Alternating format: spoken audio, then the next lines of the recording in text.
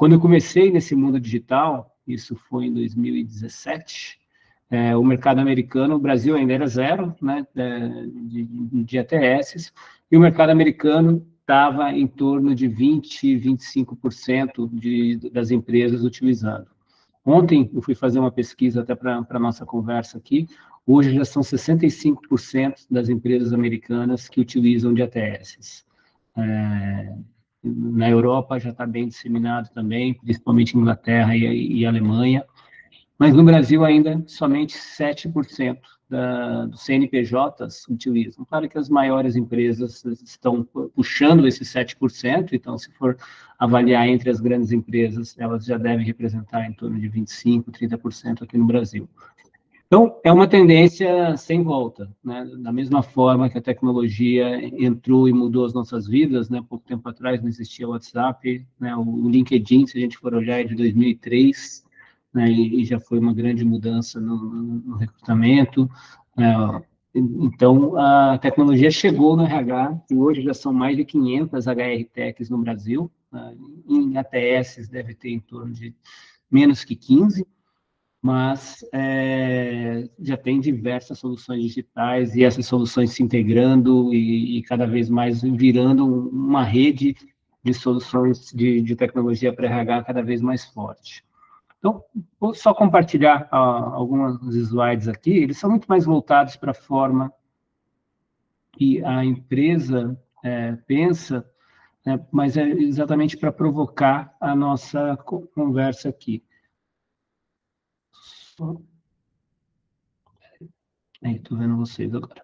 Então, a Richard é o primeiro software de recrutamento e seleção a usar inteligência artificial. A gente já nasceu, né, fazendo um projeto junto com a FAPESP e junto com o programa da Intel, de Artificial Intelligence Builders, para fazer o uso de IA. Né? Então, não é só o ChatGPT agora, a gente já nasceu com esse conceito de buscar o match ideal entre candidatos, vagas e empresas. Eu sempre coloco os três, né, porque não é só o match entre a empresa e o candidato, o match entre a posição, porque às vezes para uma posição você tem aderência, para outra você não tem aderência.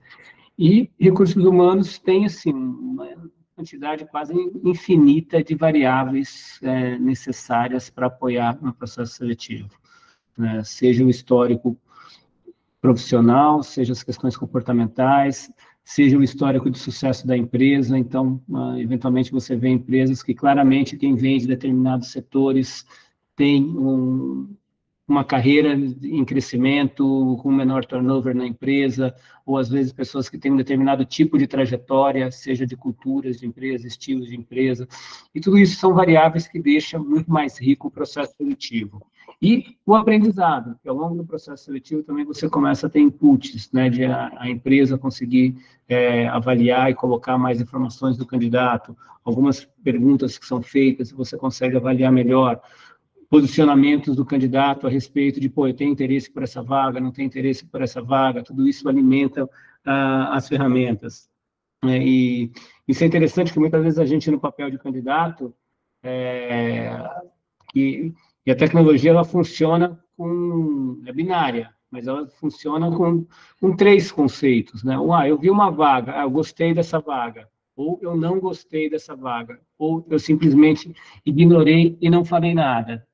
Você dá três inputs diferentes para as tecnologias que estão por trás. Gostou? Posições similares a essa vão ser recomendadas. Não gostou? Posições similares a essa não adianta eu recomendar, porque ele não tem interesse. Não se posicionou? A tendência é que por mais um tempo fique sendo encaminhado, mas depois de um tempo sem se posicionar, vai entender que não tem interesse. Então, é importante o profissional que está buscando uma nova recolocação, seja quem está em transição, quem está buscando mudar, né, de atuação, que apoie a tecnologia. É bem melhor a gente mandar um currículo, entregar em mãos. Eu sou ainda da época do papel verger, né, que você tinha que ir lá imprimir em papel verger, fazer uma carta de recomendação bonitinha, colocar um clipe bonitinho com a carta de apresentação menor, né, entregar em mãos, apertar na mão. Pô, quem dera pudesse ser assim, né? Hoje a quantidade de empresas existentes no Brasil, né, são mais de 14 milhões de CNPJs ativos. A dificuldade logística, antes você se formava, eu lembro quando eu me formei no Unicamp, tinha lá mais ou menos aí umas 50 empresas, você queria fazer o programa de trainee, que você mirava e você ia fazer chegar na mão certa, você sabia que era recebido. Né? Hoje em dia, se a gente ficar olhando só para as empresas que vêm na nossa mente, a gente está deixando para trás uma grande quantidade de empresas, porque a quantidade de empresas novas, né, gigantes, empresas que se fundiram com outras e que a gente não conhecia, é um absurdo. Então, é importante esse envolvimento com a tecnologia de uma forma verdadeira. Pô, deixa eu fazer parte da tecnologia, não entender que a tecnologia ela é inimiga dos processos. Pensando na visão das empresas, né, as empresas elas buscam ter retorno no seu recrutamento, mas a forma que se recruta ainda hoje em dia é analógica, morosa e muito operacional. A tecnologia, né, as ATS que estão, né, o LinkedIn apoiou bastante nisso também, deixou o processo um pouco mais veloz, mas ainda não inteligente e nem eficaz. Hoje, os profissionais eles têm muita voz no processo seletivo. Então, hoje você pode... não gostou de um processo seletivo, você vai no LinkedIn, você vai nas redes sociais, você mete a boca. Você vai no Reclame Aqui e mete a boca. Você vai na Glassdoor, né, antigo Nova Mondays, e você também mete a boca. E isso, às vezes, cria um buzz absurdo e que atrapalha a marca empregadora da empresa. Então, as empresas procuram cada vez mais reforçar esses caminhos. E nós criamos a Breacher para tentar apoiar, né, para ligar um pouco o humano com a tecnologia. Então, a gente vem de um histórico de 20 e poucos anos aí de recrutamento e seleção, onde o nosso foco sempre foi dar voz para o candidato, ouvir, dar retorno, e a gente juntou isso com a tecnologia para poder proporcionar esse aspecto. Então, falar um pouquinho do que é feito, né? Quando se fala em atração, hoje, o conceito de omnichannel, que é muito utilizado em vendas, ele também deve ser empregado, né, para o recrutamento. Então, profissionais que estão buscando uma nova posição devem se atentar a isso. Né? Pô, hoje se conseguir entregar o currículo em mãos, talvez vai quebrar tanto um paradigma, a pessoa vai se assustar que possa fazer sentido. Nossa, cheguei e recebi um currículo em papel na minha mesa, endereçado para a pessoa certa, pô, vai chamar atenção. Com certeza ele vai dedicar mais tempo vendo esse currículo do que dedicaria recebendo um e-mail, né? Que hoje eu diria que, infelizmente, são 10 segundos, 15 segundos no máximo que alguém fica lendo o seu e-mail. Então, você precisa ser muito conciso para chamar atenção. Mas você tem trabalho conosco da empresa, você tem o LinkedIn, onde ali pode estar o teu currículo, onde você precisa estar constantemente atuando, atualizando. Se teve ontem um pouco de LinkedIn, né, o algoritmo do LinkedIn, ele é baseado com o objetivo de te manter na rede. Ele quer que você fique mais tempo na rede. Então, tudo que você puder mostrar para o LinkedIn que você é um usuário ativo, ele vai te apoiar. Obviamente, se você tem assinatura premium, já é um jeito de ele te apoiar mais que os outros. Mas muitos hoje já têm usuário premium. Então, como que você vai se diferenciar? Estando ali, comentando, dando like, postando, tem um pulse para você divulgar, para você estar à frente, né, fazendo comentários em postagem dos outros. Isso ajuda demais a você ser visto, ajuda demais os algoritmos a te conhecerem. Então, é um caminho importante. Hoje, as redes sociais, elas são ferramentas de trabalho. É muito comum as empresas, quando vão fazer o processo, e pesquisar a teu respeito, como você se expõe no LinkedIn, no Facebook, no Instagram. Se não quer que seja visto, deixa a rede fechada e ninguém vai ver. Mas uma vez que você deixou aberto, isso pode acontecer. E eu já vi casos, né? Eu já tive um cliente que chegou para mim, era uma posição sênior, né? Uma posição de diretoria e representar a empresa. ele adorou o candidato e ele voltou para mim e falou, Marcelo, não dá para eu contratar ele. No final, ele me mandou o convite do Facebook dele, eu aceitei. A hora que eu entro, só vejo foto do cara sem camisa, né, tudo em qualquer lugar. Como que eu vou linkar, por mais que eu tenha adorado o profissional, como que eu vou linkar a imagem da minha empresa nesse cara sem camisa o tempo todo? Era simples, era só se ele não tivesse passado o link do Facebook dele, ele teria, mas ele pegou, pô, se ele fez isso comigo, ele vai fazer isso com meus clientes. E aí vai dar essa impressão, uma empresa super conservadora, tudo certinho. Então, é importante ter essa preocupação.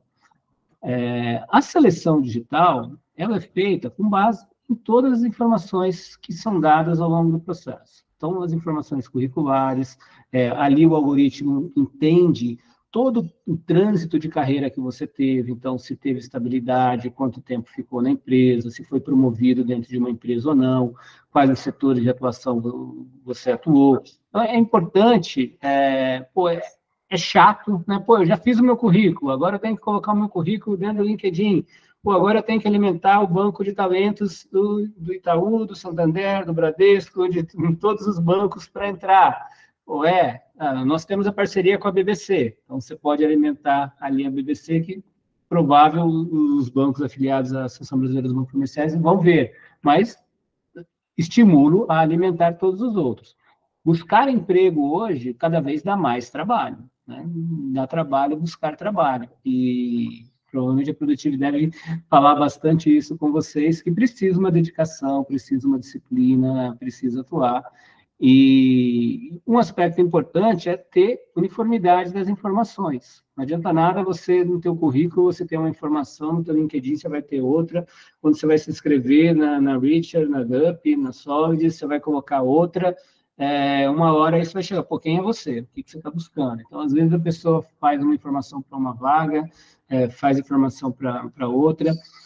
Ó, não estou conseguindo bater o olho em todas as mensagens aqui, mas vi uma da Daniela perguntando se vale a pena fazer a inscrição em todos os bancos, os sites da empresa.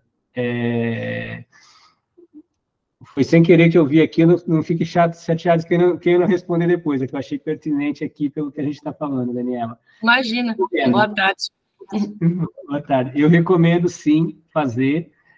Muitas vezes, esses sites utilizam a mesma plataforma, então, hoje a Richer já tem mais de 100 clientes, e a gente tem, por postura nossa, uma vez que você fez a inscrição, eu não vou pedir para você fazer o mesmo cadastro todas as vezes. Você já vai ter essas informações resgatadas e que vai apoiar na sua candidatura. A não ser que tenha algum item, alguma pergunta específica que a empresa deseja, ela vai fazer essa pergunta.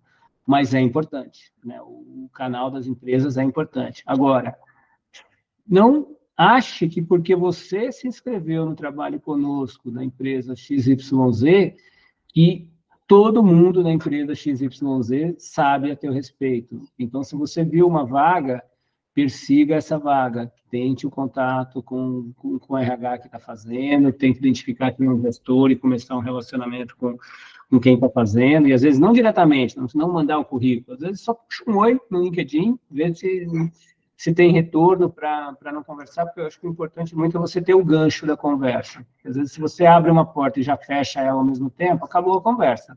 O importante é você abre uma janela, depois abre uma porta, depois continua a conversa e nunca fecha essa porta para não atrapalhar o processo. Então, a seleção, ela mede um monte de variáveis, né? O outro lado é o engajamento que as plataformas têm com os candidatos.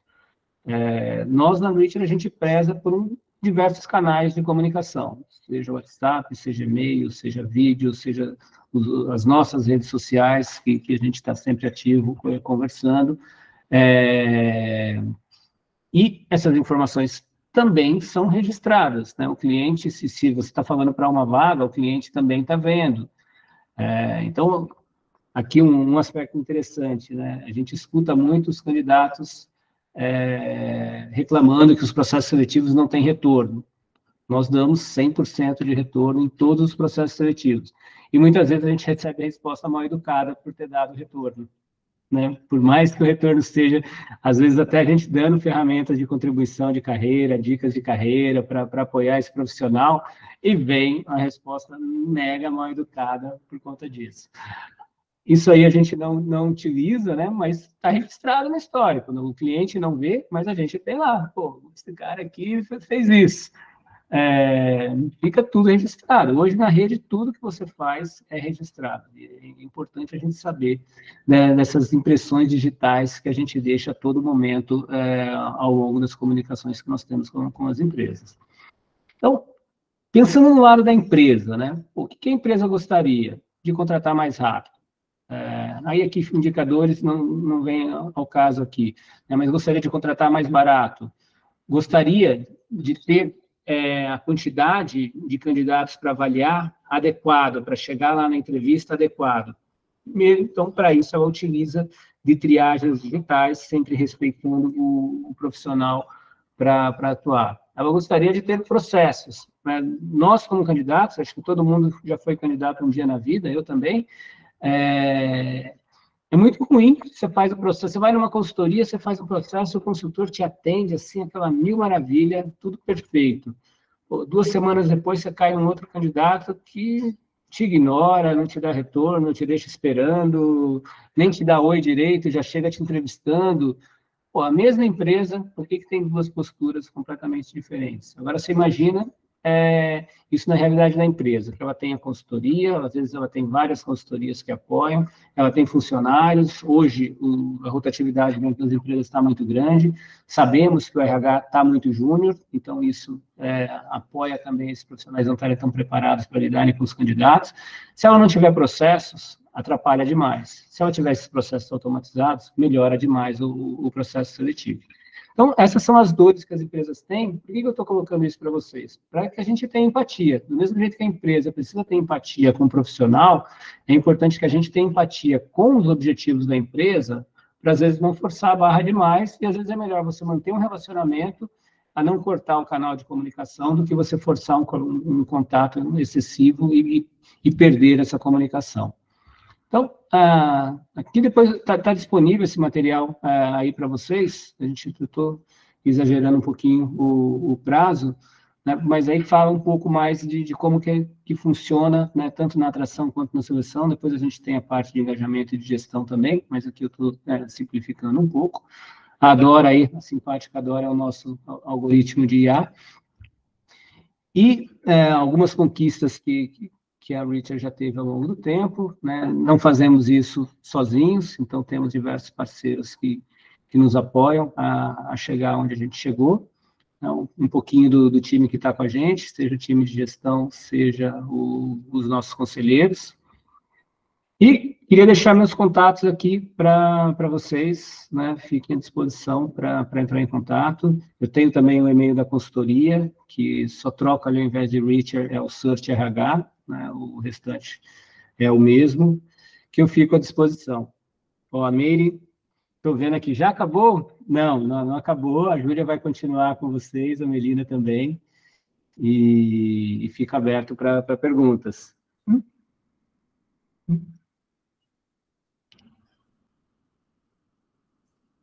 Pessoal, alguém tem alguma pergunta para o Marcelo? Eu vi que teve bastante comentários aqui, né, sobre as questões de recursos humanos, sobre retornos.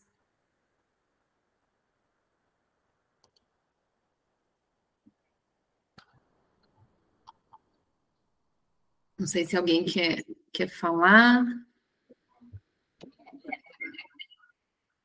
A Meire está dizendo aqui, Marcelo, a GUP vai ser mais simpática um dia?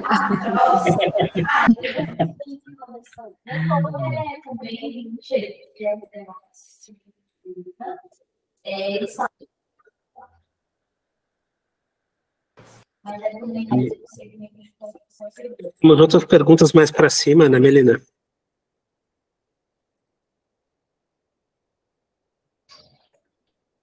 Eu não consegui ouvir a pergunta dela, mas só brincando do mais simpático, eu espero que todo o mercado se direcione para esse lado de dar um atendimento diferenciado para os candidatos. O candidato vem ocupando um espaço significativo, né, nas pautas das empresas, as empresas preocupadas com a marca empregadora, preocupadas com a repercussão que tem, preocupadas com a ESG, então, cada vez isso vem mais. Fala pela gente, a gente procura ter esse sorrisão no rosto que a Dora tem aí a todo momento com todos os candidatos. Eu espero que o mercado siga essa direção, porque eu acho fundamental. Mas eu não consegui ouvir a pergunta que foi feita pelo áudio, aí chegou baixinho aqui para mim. Tem uma pergunta aqui que eu vou compartilhar contigo, Marcelo. No LinkedIn pode acontecer da vaga ser fake?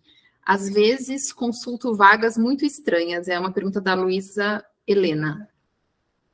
Olha, o LinkedIn evoluiu muito como algoritmo. Nós temos a integração nativa com o LinkedIn, então toda empresa cliente nossa, quando divulga uma vaga, ela automaticamente vai para a parte de vagas da empresa. E para a gente fazer isso, o LinkedIn tem muitas exigências. Então, uma vaga que tenha poucos caracteres, eles entendem como vaga fria e não divulgam.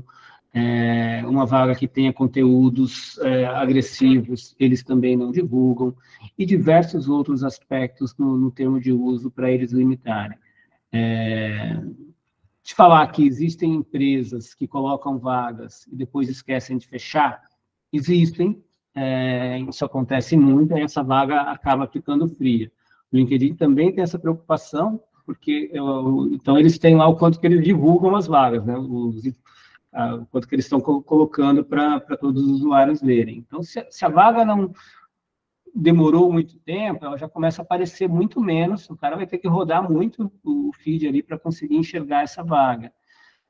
Então, eles têm trabalhado forte. Agora, dizer que a gente tem hoje experts em buruar tecnologia, em fazer roubos digitais. Eu falo que o Brasil é mega avançado em inovação tecnológica, também é mega avançado em crimes tecnológicos. Então, tem empresas que fazem de tudo.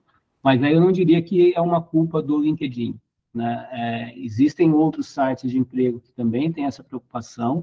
Existe muito site de emprego que aí o objetivo é outro. Aí o objetivo são sites completamente fakes, frios, com objetivo, alguns só de marketing, de gerar tráfegos, e outros com o intuito de pegar dados mesmo e depois usar para outras ações. Então, tenham cuidado, mas os principais sites, os nomes mais familiares, é mais difícil acontecer isso. Tem uma outra pergunta, Marcelo, agora começaram as minhas perguntas, né, da Sandra Piccoli. Os bancos de talentos que as empresas deixam disponíveis são realmente utilizados? Bela pergunta. Muitas empresas colocam para ter um canal de contato com o candidato para receber e acabam não utilizando. Então, vale a pena olhar quem está por trás desse banco de talentos da empresa.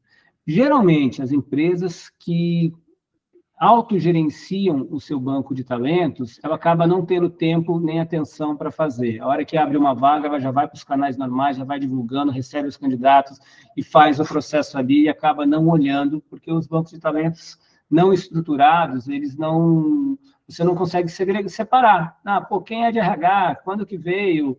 Qual é o nível do cargo? É analista, é gerente, é diretor? Você acaba não tendo essas classificações ali. Aí você tem que abrir currículo a currículo como se você tivesse recebido. Você acaba dando preferência para o currículo que chegou no teu e-mail, da indicação, do que você divulgou, e deixando para lá. Agora, quando já é um banco de dados que você vê que tem uma ferramenta nova ali por trás, então vamos aqui, falando da GUP, geralmente está olhando. Quando está com a Richard, geralmente está olhando. Quando está com vagas, geralmente está olhando, porque aí a empresa, embora o vaga seja muito mais um job board do que uma ATS, eles estão no meio do caminho aí, mas as empresas muitas vezes não sabem diferenciar o que é um job board de uma ATS. Então, às vezes elas contratam esse serviço do banco de talentos do Vagas, né, querendo utilizar sim. Agora, o que eu vejo é que quando é aquele cadastro padrão do site, põe aqui teu nome, e-mail, telefone, anexa o currículo, é que geralmente vai cair no esquecimento. Tá ótimo, Marcelo. Marcelo, agradeço você ter aceitado esse convite e poder compartilhar conosco um conteúdo tão importante, né, para quem busca mercado nesse momento. E agora eu queria passar a palavra para a Júlia, para que ela também possa ter aí um tempo, porque a Júlia vai contar para nós o outro lado da mesa, né, como usuária aí das ATS. Tá joia. Muito obrigado, Melina. Obrigada a nós, Marcelo. Olá, pessoal. Boa tarde, tudo bem? Prazer estar aqui. Obrigado pelo convite. Muito bom ver tantos rostinhos que participaram do meu dia a dia. Bom filho, a casa retorna. Eu tive uma passagem curta, porém bem intensa aqui na área de mercado da Produtive. Eu sou a Júlia, sou gerente de Talent Acquisition da Docket. A Docket é uma startup voltada a intermediar a relação de grandes players de mercado com cartórios ou órgãos públicos aí. Tive passagem também pela Azul, pela Ultragaz, pela Contax, pela Via Varejo e algumas outras empresas aí ao decorrer desses 15 anos. Sempre focados no recrutamento e seleção. Eu fiz uma carreira muito voltada aí, inicialmente para uma pegada mais de executive search. Depois aquilo começou a não me desafiar tanto mais. E eu acabei pivotando a minha carreira aí para gestão de operações, né, de recrutamento e seleção, de um volume até considerável, de 50 a 100 posições aí mensais. Queria começar esse papo aqui, né, acho que conversando um pouco, né, sobre a era das ATS, né. Apesar dos dados trazidos ali pelo Marcelo, meu antecessor, a gente percebe claramente que, apesar de parecer pequeno, 7% das empresas hoje, né, no Brasil, estarem efetivamente conduzindo seus processos por meio da ATS, a notícia que eu tenho para dar é que esse é um caminho sem volta e que a tendência é de que esse número se expanda expressivamente, né, nos próximos meses e anos, né, porque a gente começa a ter uma maior disponibilidade de plataformas, né, consequentemente a gente tem custos ali mais acessíveis para empresas, né, de todos os tamanhos, e indiscutivelmente a ATS, ela traz ganhos bem consistentes e consideráveis, né, para as operações efetivamente de recrutamento e seleção. Mas eu acho que eu queria só fazer um exercício aqui, quem tem, vamos usar a palavra ranço de qualquer ATS aqui, pode levantar a mãozinha, quem fala assim, olha, eu tenho muita dificuldade de participar de processo seletivo com a ATS. Achando até bem tímido o número por enquanto. A ATS, né, ela mudou não só a relação do candidato, né, com o mercado, né, com as empresas, mas ela também mudou toda a dinâmica, né, interna das áreas de recrutamento e seleção, né. O trabalho mais braçal e menos estratégico, né, de um talent acquisition, seja ele de executive search, seja ele de vagas de volume, onde a gente demanda muito tempo e um volume absurdo, é no trabalho de triagem, né. Ali, o que a gente chama ali, o pessoal da área comercial vai entender muito bem, a qualificação ali do topo do funil, né, que na verdade o processo seletivo é efetivamente, né, um funil ali de contratação, aonde a área de atração investe mais tempo, né, eu investia pelo menos mais tempo, e é um trabalho mais braçal, né, é nessa área efetivamente de triagem. Então a gente tem ATSs que começam a ranquear, né, por meio, né, de palavras-chave, inteligência artificial, esses candidatos entregam de bandeja efetivamente esse ranking, né, para o time de Talent Acquisition, né, daquela empresa. Você fala assim, putz, mas não mudou em nada, né, só melhorou a operação de Talent Acquisition. Sim e não. É claro que o trabalho mais braçal, entre aspas, foi resolvido, né? Mas a área de Talent Acquisition, ela passa a ser cobrada, então, por um papel muito mais consultivo, e ela passa a ser cobrada por um papel de avaliação de soft skill e de fit cultural, né, de uma forma muito mais pesada do que ela foi no passado. Então, hoje, as ATS mudam essa relação, os candidatos precisam se relacionar com ela, né, de uma forma muito diferente, aprender a lidar com esse intermediador dos processos seletivos.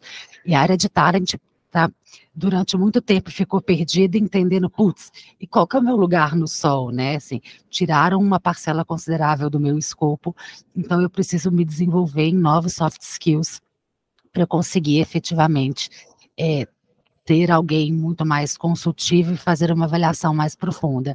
Então, até alguns anos atrás, eu acho que o Marcelo traz esse case aí do Facebook, né, do candidato, as pessoas, né, elas estão pouquíssimo interessadas se tem fit cultural, o que tem no Facebook, se está com camisa, sem camisa, se gosta de vinho, se gosta de cerveja, se é do Fluminense, se é do Flamengo, se é gremista, se é colorado, não faz diferença alguma. Né, olha, ele tem o hard skill, ele tem a experiência, coloca para dentro, né? Então, a área de talent, ela começa cada vez mais a ser efetivamente demandada nesse sentido, né? O que eu acho que tem que ficar muito claro aqui é que a ATS, ela é uma ferramenta, ela não é um ser, né, animado, ele é um ser inanimado. Ela precisa da gente do lado de cá, Talent Acquisition, parametrizar, desde o retorno ao texto que é enviado para cada um dos candidatos, a calibrar a minha inteligência artificial, a calibrar ali o meu teste de fit cultural. Mas ela precisa do outro lado do candidato, que preenche, se inscreve e faz tudo isso. Então, assim, eu acho que a gente vem muito, e eu, obviamente, eu trabalho com o meu LinkedIn aberto todo santo dia, e 24 horas por dia, né? Eu acho que 10% dos posts que eu visualizo diariamente é falando mal de alguma ATS. Olha, venci a GUP, venci, né, a Solids, venci, etc. Consegui chegar aqui. Eu acho que ficar muito claro que, assim, é uma ferramenta que, se a gente não parametrizar de uma forma adequada, se a área de talent que existe, coitada, a GUP não tem culpa nenhuma, assim.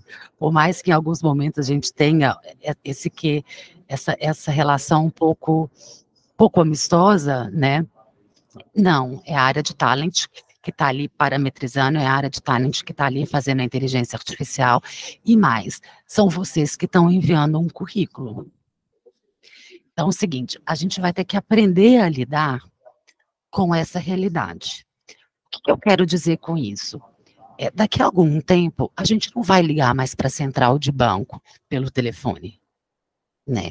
Até eu trabalhei no segmento de call center e saí do segmento de call center porque eu entendi que era um segmento e daqui a algumas poucas décadas vai entrar em extinção. Porque é um canal de comunicação de ponto ali, que as operações vão se enxugar cada vez mais. Putz, é o que vai acontecer, né, com a questão dos processos seletivos. É um caminho sem volta, a gente vai ter que aprender a lidar com isso. A gente não escrever um currículo para cada uma das vagas, a gente ter preguiça de mexer no LinkedIn, a gente ter preguiça de fazer cada uma desses ajustes em cada posição, é a gente dar murro em ponta de faca.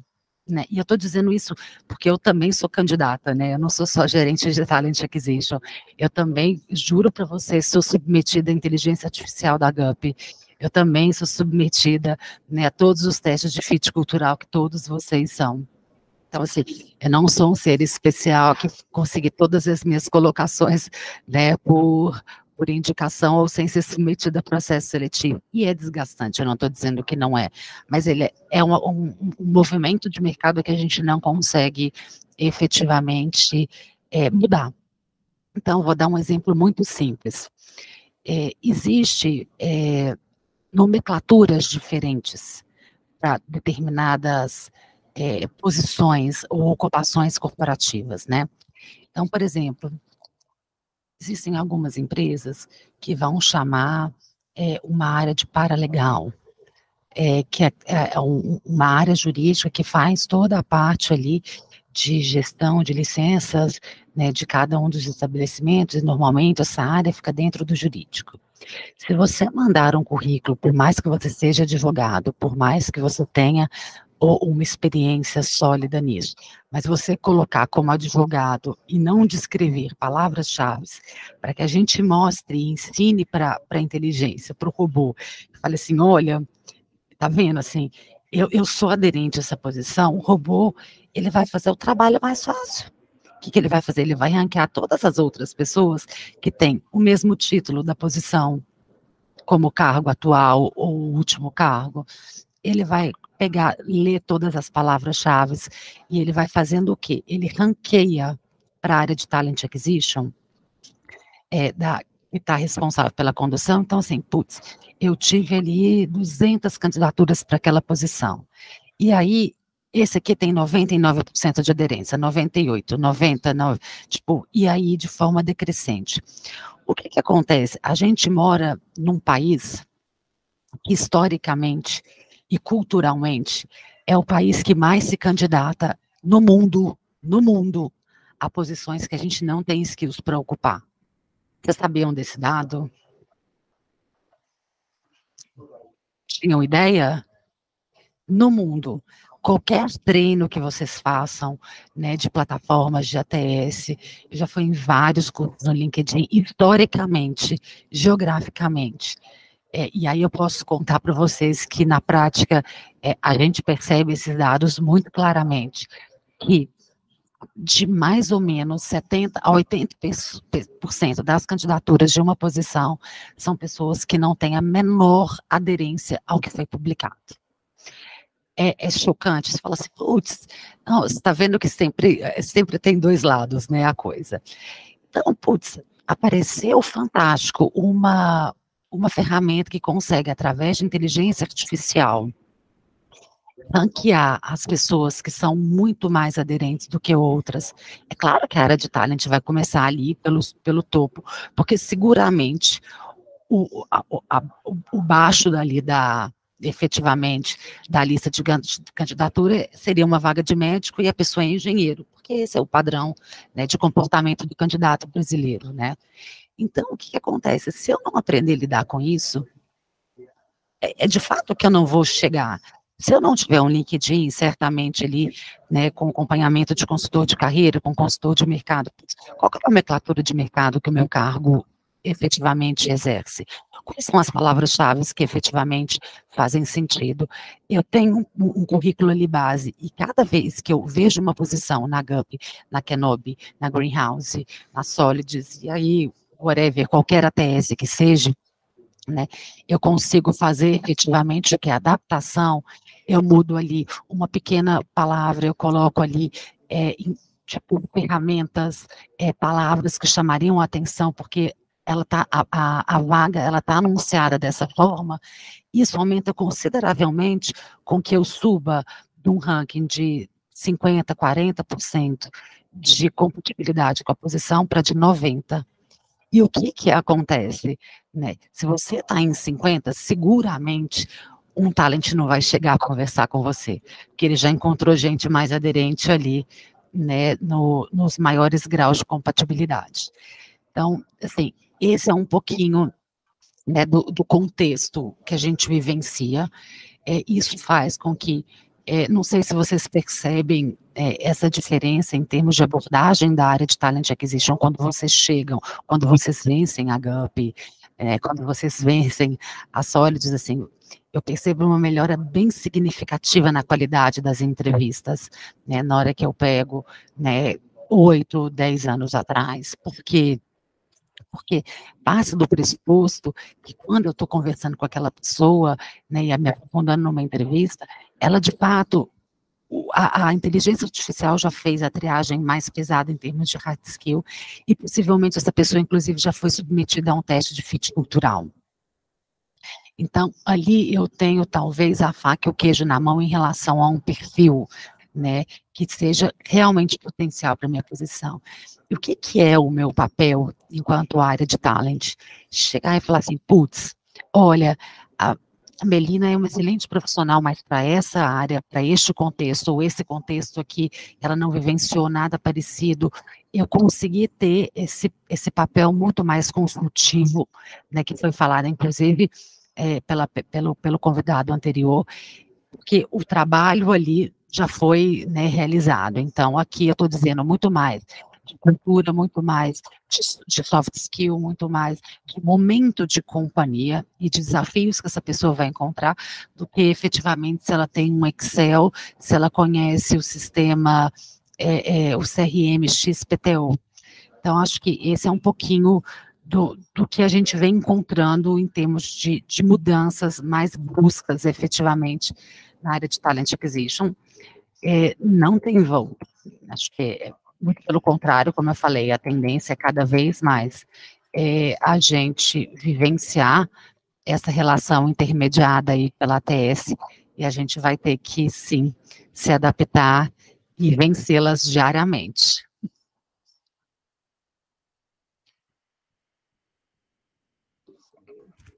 Obrigada. Se quiser abrir para perguntas, acho que eu tentei fazer um overview, acho que um pouquinho muito bacana de vocês entenderem qual que é a visão de cá. A ATS, ela não deveria estar aí tanto em voga, né, porque com pautas negativas, porque eu acho que ela vem para facilitar retorno, para facilitar a gente entender. Eu acho que, efetivamente, a grande questão aqui é como que as áreas de talent estão parametrizando em alguns momentos e como os candidatos estão conseguindo entender o pulo do gato ali para conseguir, de fato, vencer essa inteligência artificial. Não, foi ótimo, Júlia. Agradeço, é um prazer tê-la conosco mais uma vez, né? Da mesma forma que foi bom para você olhar os rostinhos conhecidos, é muito bom também poder beber aí dessa água em relação ao seu conteúdo. Acho que é um tema que gera polêmica, um tema novo e que nem todo mundo tem tanto conhecimento, então é fundamental que ele seja esclarecido. Então, assim, a gente tem algumas perguntas aqui. Vamos começar pela pergunta do Elmar Fernandes. Sabemos que o volume de candidaturas é absurdo. Tenho contato próximo com vários searches. Mesmo com a inteligência artificial, vocês acabam perdendo potenciais candidatos. Porque a inteligência artificial prescinde de um currículo perfeito. Como resolver essa equação? É uma equação que, eu vou dizer super séria, não tenho essa resposta. Eu acho que, assim, o que a inteligência vai fazer para mim é ranquear efetivamente. A inteligência artificial por si só, ela não substitui o humano. O que ela está fazendo é o trabalho mais braçal. Então, é claro que você, em qualquer processo seletivo, seja ele feito por inteligência artificial, seja ela feito assim, como os incas e os maias, fazendo hunting, sabe? Eu sou tão antiga de área de atração, que quando eu comecei a trabalhar com executive search, eu não tinha LinkedIn, não. A gente ranteava o executivo, ligando para a secretária, como os incas e os maias, dizendo que a gente queria convidar ele para um evento e tentava pegar o celular dele de qualquer forma para rantear. Então, assim era feito na época dos incas e dos maias. Né? Eu também perdia candidato aderente. Eu acho que talvez a gente colocou a ATS, talvez a ATS seja hoje tudo que a gente precisava em termos de discurso para a gente não se adaptar à nova realidade de inteligência artificial, de processo seletivo digital, etc. Porque vamos combinar, se eu fizesse de forma Inca e Maias, né, todo o meu processo seletivo, eu tivesse ali 50 candidaturas, eu filtraria ali de forma manual, né, com grandes filtros, meia dúzia de coisas ali muito importantes e imprescindíveis para a minha posição. A partir do momento que eu encontrei 4, 5, 6 candidatos muito bons, eu não sigo olhando. Entende? Eu acho que a gente fica com uma visão que na minha opinião, tá, é deturpada, de que a inteligência artificial, ela tornou o processo seletivo menos democrático. Ele nunca foi democrático. Porque, assim, eu acho que a gente precisa entender de forma muito clara. Ele nunca foi democrático. Por várias vezes eu me candidatei em vagas que foi Ctrl+C, Ctrl+V do meu currículo, e estou esperando há 2 anos ser chamada pela entrevista. Mas, putz, por quê? Porque algumas pessoas apareceram antes que eu, a posição era super urgente, as pessoas se destacaram porque tinham uma experiência naquele segmento, talvez eu não. E o processo andou, tipo, antes que eu tivesse a chance de efetivamente me apresentar. Ah, putz, ele é democrático? Não. Tipo, mas assim, eu acho que a diferença é que antigamente a gente falava, você está vendo, aquela área de atração é péssima. Olha, eu sou um mega potencial para aquela posição, é aquela área de recrutamento e seleção não me convidou. E agora ficou mais fácil, porque a gente tem a personificação na TS, entende? Só que se a gente encontrou 10 pessoas mega aderentes para a posição, eu não sigo o processo, entende? A inteligência não deixou a gente menos democrático, não. Ótimo. Júlia, eu vou ajudar. Eu acho que até mais, eu acho que assim, a inteligência artificial, eu diria que ela traz até uma democracia maior a partir do momento que tira um viés do recrutador. Porque assim, eu acho que a gente precisa ter muito claro isso, principalmente na fase de uma entrevista. Não existe recrutador sem viés. Não existe liderança sem viés. O trabalho que eu faço com o meu time aqui de Talent Acquisition e com os meus clientes internos é trazer para a consciência o viés. Porque normalmente ele fica inconsciente falando, não, por que você reprovou esse candidato? Não, mas por quê? Por quê? Por quê? Aí você consegue. Então é viés. Então vamos reconsiderar. Então acho que, muito pelo contrário, eu acho que a inteligência tira o viés, pelo menos nesse filtro inicial. Ótimo, obrigada, Júlia. Eu tenho duas perguntas que são semelhantes, né, referente ao mesmo assunto, então vou fazer as duas, para ficar mais fácil. Da Sandra Piccoli, vemos debates sobre a divulgação da remuneração para as vagas. Como você vê isso? E a segunda da Luciana de Andrade, como não ser eliminado com perguntas de pretensão salarial? É possível responder para não ser eliminado, depois na conversa mudar o valor? Então, bora lá. Putz. Nossa, só pergunta polêmica, que saia justa aqui, né? Olha, gente, eu vou dar a minha visão. Eu sou radicalmente contra anúncio de salário em posição. E aí eu vou explicar o porquê.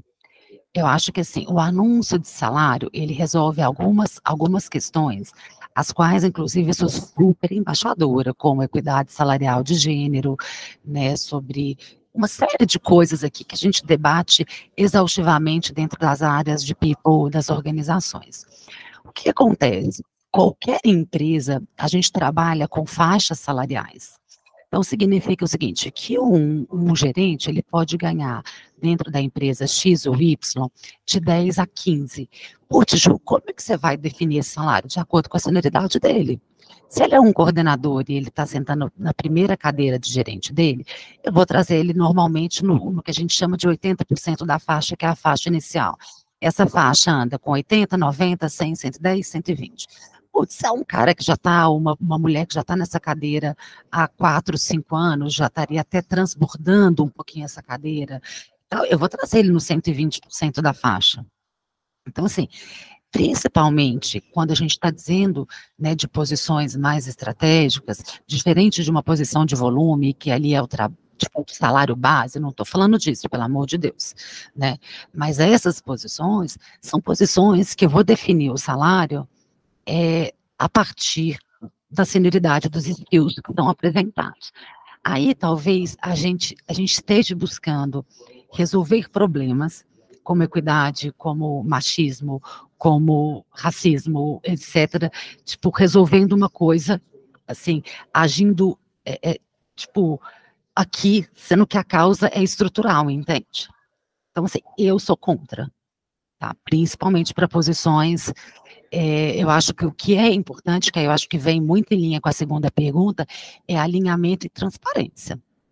Assim, é super importante quando a gente está conversando ali com um Talent Acquisition, né, independentemente da vaga, como fazer para não perder. Eu sempre digo o seguinte, tipo, coloque a sua pretensão, mas eu estou aberta, eu acho que eu queria entender muito o desafio, eu acho que eu queria entender muito se isso se conecta ao meu momento de carreira, o que eu conseguiria fazer em termos de, né? Então, assim, vamos ser transparente, vamos trazer qualquer expectativa salarial, mas sempre deixando aberta ali aberto um espaço de diálogo para que seja encontrado um meio termo ali entre o que a empresa tem de budget. Assim, eu já vi empresas subirem, inclusive, cadeiras, tá, para trazer pessoas. Assim, quando eu fiz meu processo, inclusive na empresa que eu estou aqui hoje, a minha cadeira era uma cadeira abaixo. E eu comecei a conversar, putz, já aconteceu comigo, já com várias pessoas. Mas assim, eu não sugeriria isso no final, a pessoa falar, então, mas olha, eu fiz a posição, o processo seletivo todo para coordenadora, mas eu só quero uma vaga de gerente. Não, acho que os alinhamentos, assim, o mínimo que eu aceito. Acho que é importante a gente colocar um target ali mínimo e sempre conversando, dando essa abertura de negociação. Ótimo. Vamos para a próxima pergunta aqui, Bora Julia, lá. que é da Luciana Ferreira. Poderia citar novamente quais são as principais plataformas de ATS? A Kenobi, que ela foi comprada pela GUP. Então, hoje, a maioria esmagadora da participação ali no mercado é Kenobi, GUP e Solids. Hoje, a gente encontra nas empresas mais tech, principalmente nas empresas globais, uma outra tese que se chama Greenhouse. A Greenhouse, ela é uma... Eu já trabalhei com a Greenhouse, mas eu brinco que ela é uma Ferrari, e assim, ela tem até um CRM para fazer gestão de candidatos. Mas como ela é carérrima, pouquíssimas empresas no Brasil têm ela. Ela é como o LinkedIn, o contrato dela é em dólar. Então, você não encontra muito aqui. Ótimo. Júlia, não sei como é que está o tempo, porque aqui nós já esgotamos, mas tem mais algumas perguntas. Não sei se eu consigo ficar mais uns 10 minutinhos, né? Então, tá, então vamos lá. Tem uma pergunta, da Juliana Sarti. Existe estatísticas nos mercados com maior penetração do uso das ATS em relação a turnover, engajamento e burnout? O que acontece? É difícil eu te colocar isso com muita precisão, tá? Por quê? Porque a área de Talent Acquisition, ela foi uma área que se desenvolveu muito nos últimos anos, né? A gente falava muito pouco em dados dentro de Talent Acquisition, muito pouco. E a gente vem evoluindo muito junto com com a própria inserção das ATS no mercado, sabe? O que eu posso te dizer das minhas experiências, tá? É que com o fit cultural, né? Com essa presença de uma Talent Acquisition, como a gente costuma chamar hoje, uma Talent Partner, né, com toda a robustez do processo que vem sendo desenhado enquanto esteira, né, enquanto jornada do candidato, jornada do cliente interno, e NPS para cá, NPS para lá, e tudo que vocês veem como candidato, a gente percebe, sim, um attrition menor. Pelo menos nas empresas que eu passei e que eu acompanhava. Agora, eu posso garantir que isso é pela ATS, pelo fit cultural? Não. Eu posso dizer o seguinte, putz, hoje eu tenho uma talent que parou de fazer o operacional, emergiu no negócio, entende? Assim, eu não consigo, que existe essa melhora, sim, mas eu não consigo afirmar que essa é a única causa.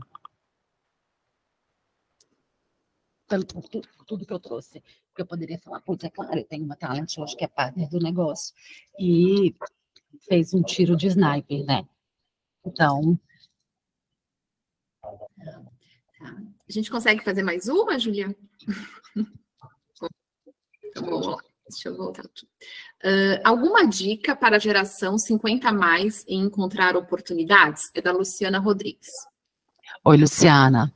Luciana, eu acho que assim, o que vem acontecendo, sabe? E que eu vou te contar uma experiência, virou até piada, tá? Eu trabalhava numa empresa tech. Eu vou fazer 40 anos ano que vem. E quando eu cheguei na empresa tech, essas empresas, assim, pessoal muito novo, e eu descobri que o marcador de diversidade e equidade era 40+.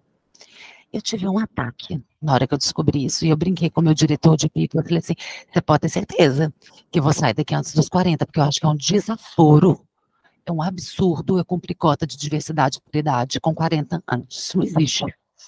E brincadeiras à parte, eu saí da empresa antes de fazer 40, eu brinquei, eu disse que eu não ia cumprir a cota de diversidade por idade, ele riu, me abraçou e falou assim, Ju, de fato está descolado. O que eu acho que a gente tem que pensar? Qual que é o perfil da empresa? Os meus skills vão ser valorizados, sabe, Luciana? E entender aonde eu gero valor. Por exemplo, dificilmente tipo, a gente vai ter portas abertas numa empresa que está ali, tipo, respirando, que é o viés da empresa, entende? Putz, vai uns 50 a mais numa Honda, numa Toyota, numa empresa de bens de consumo mais tradicional, que busque alguém com know-how, com uma visão altamente estruturada. Você vai dar, tipo, um banho no perfil mais jovem. Eu acho que é muito a gente entender aonde de fato a gente agrega e aonde a gente é vista como quem agrega, sabe? Então, eu diria, a gente filtrar e entender qual que é a nossa persona, qual que é a persona das empresas, e fazer todo o trabalho, né, entendendo se tem programas de diversidade, várias têm, né, de 50 a mais, liderança feminina, isso ou aquilo. Acho que existe uma preocupação muito genuína das empresas hoje com a questão de diversidade, elas têm sido cobradas por acionistas por isso, nas empresas de capital aberto e coisas do gênero. Então, entender aonde a gente agrega valor, aonde a gente é bem vista, aonde a nossa opinião, a gente vai ter de fato um lugar da fala ali, efetivamente, porque também se for para cumprir cota, coloca para dentro, aí não, aí vamos para onde a gente vai ter voz, sabe? Onde o nosso conhecimento vai ser valorizado. Eu iria nessa linha. Obrigada, Julia. A gente finaliza, então, com a última pergunta do José Moraes. Como evitar que, com a evolução do uso com o uso de base de dados digitais, o processo de contratação vire uma análise estatística quantitativa e não qualitativa? Muitas vezes são as próprias áreas internas que colocam pré-requisitos que realmente não são necessários na vaga. Inglês fluente. Quem sabe um e-mail de inglês por ano. Como sensibilizar as áreas que a qualidade das informações e filtros sejam adequados e a ferramenta de inteligência artificial possa ser efetiva? Bora lá. Eu acho que putz, é tanta coisa que a gente tem que abordar, porque as áreas sempre colocaram, assim, o gestor sempre buscou uma coisa que não existe. Assim, não. Mais uma vez eu volto, acho que assim, muitas coisas talvez hoje fiquem muito mais à luz, vocês estão tendo muito mais conhecimento por causa das ATS. Gente, gestor, quantas empresas, eu trabalhei numa empresa, gente, que era um grupo nacional. Aí começou um programa de trainee, a liderança estava me infernizando porque queria um programa, trainee não, estágio, com inglês e espanhol fluente. Eu falei, para quê, senhor? Nós estamos numa empresa de venda de botijão de gás. Assim, vamos aterrizar, o que a gente precisa? Não, tá errado. Assim, o que de fato a gente precisa aqui, né? Então, assim, sempre existiu, tá? O que faz parte do processo? A área de talent aterrizar. Falar assim, olha, a área, o talent partner que a gente estava comentando, é ser consultivo, é dizer, olha, isso não existe, olha o mercado. Acho, não sei qual de vocês pegou a época da engenharia da função, que não era a visão do inferno para a área de atração, a engenharia da função e que o engenheiro que trabalha, que passou por arquitetura, mas hoje está em RH, isso não existe. E o gestor sempre vai querer. Então, acho que o primeiro ponto, o talent partner precisa aterrizar o gestor e trazer dados de mercado. Sim, o processo seletivo, ele tende a ser cada vez mais metrificado, com cada vez mais indicadores, mas não é só um processo seletivo. A única diferença é um bom talent, tá? Ele sempre teve as métricas do processo dele. A diferença é que antes ele fazia numa planilha de Excel. Ponto. A TS só fez o quê? Trouxe ranking e ao invés de ficar na calculadora ali, tipo, fazendo minha conversão aqui para eu fechar uma vaga, eu preciso de tantos no topo do meu funil, hoje eu tenho. O que eu acho que é extremamente importante é para o que serve a máquina? Eu acho que vale essa reflexão aqui. A máquina serve para fazer um trabalho, assim, Só que existem alguns trabalhos que só o humano pode fazer. Então, a gente precisa pegar as áreas de talent acquisition de todas as empresas. Tipo, você fez ou inteligência artificial, a parte mais braçal, o que eu posso fazer com o meu tempo, entre aspas, disponível e ocioso, que passou a existir, para ser cada vez mais provocativa com o meu gestor, para eu ter métricas fundadas, para eu conseguir mostrar uma realidade e para eu conseguir gerar uma conexão e uma experiência de fato satisfatória para os meus finalistas de processo.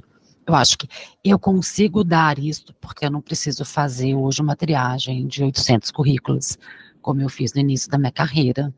Eu acho que tem muita coisa aí, assim, para discutir. O tempo é curto, né, porque eu acho que é tanta coisa que vem acontecendo no mercado de talent, e mais coisa vai acontecer aí, sem dúvida.